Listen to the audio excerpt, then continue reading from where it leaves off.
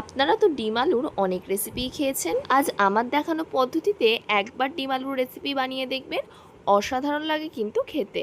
বাচ্চা থেকে বড় সকলেই কিন্তু এটা খুবই পছন্দ করবে। সবচেয়ে বড় কথা, এটা ভাত, রুটি, পরোটা যে কোনো কিছুর সাথেই খাওয়া যাবে। আর ঘরে থাকা সামান্য কিছু উপকরণ দিয়েই কিন্তু এটা বানানো হয়ে যায়। নমস্কার বন্ধুরা, আবার নতুন ভিডিও নিয়ে আপনাদের সামনে হাজির হয়েছি। আমার চ্যানেলে নতুন হয়ে থাকলে চ্যানেলটিকে সাবস্ক্রাইব করে আমার পাশে থাকবেন। চলুন আর কথা না বাড়িয়ে ভিডিওটা শুরু করা যাক। এখানে আমি লম্বা লম্বা করে আলু কেটে নিয়েছি আর নিয়ে নিয়েছি একটা ডিম। এদিকে আমি একটা কড়া গরম হতে বসিয়ে দিয়েছি। কড়াটা গরম হয়ে গেছে, এতে দিয়ে দেব সর্ষের তেল। তেলটা খুব ভালো করে গরম করে নিয়েছি। এতে দিয়ে দেব একটা শুকনো লঙ্কা আর অল্প করে গোটা জিরে। ফোড়ন থেকে হালকা একটু গন্ধ বেরালে এর মধ্যে এবার দিয়ে দেব দুটো বড় সাইজের রসুন কুচি। রসুনটা দিয়ে হালকা একটু নেড়ে নিতে হবে।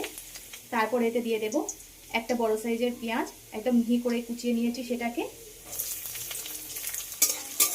পেঁয়াজটা একটু হালকা ব্রাউন করে ভেজে নিতে হবে। খুব একটা বেশি কিন্তু ভাজবো না, হালকা করেই ভাজবো। পেঁয়াজটা 1 মিনিট মতো আমি ভেজে নিয়েছি। এবার যে আলুটা কুচিয়ে রেখেছিলাম পুরোটাই দিয়ে দেব।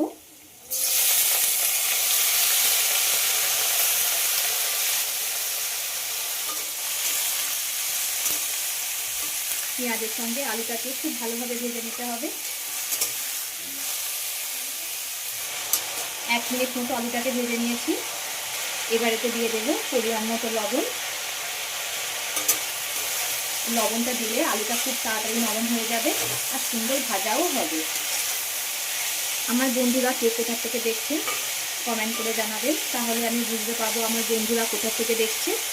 আর আপনারা এত সুন্দর সুন্দর কমেন্ট করেন, আমার পড়তে খুবই ভালো লাগে। এভাবে পাশে থেকে সাপোর্ট করার জন্য অসংখ্য ধন্যবাদ। আলুটা প্রায় 15 মিনিট মতো আমি ভেজে নিয়েছি। এবারে দিয়ে দেব হলুদ গুঁড়ো।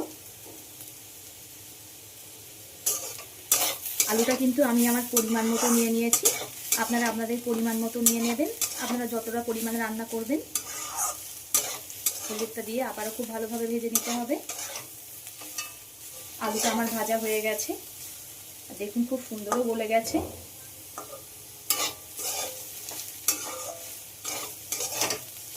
এবার এই আলুর মাঝখানটা একটু ফাঁক করে দেব।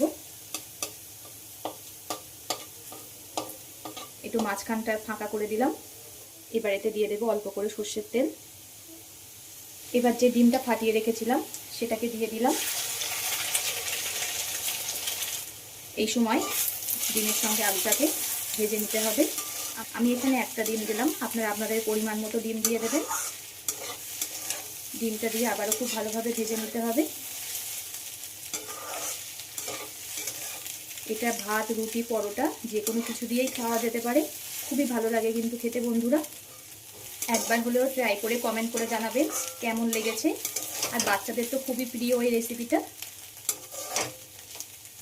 টিফিন বা ব্রেকফাস্টে, লাঞ্চেও এটা বানাতে পারেন, খুবই ভালো লাগবে কিন্তু। আর খুব চটজলদিও হয়ে যায়।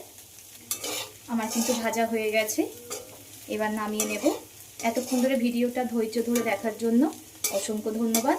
সবাই সুস্থ থাকবেন, ভালো থাকবেন। পরবর্তী একটা নতুন ভিডিও নিয়ে আপনাদের সামনে আবার হাজির হচ্ছি।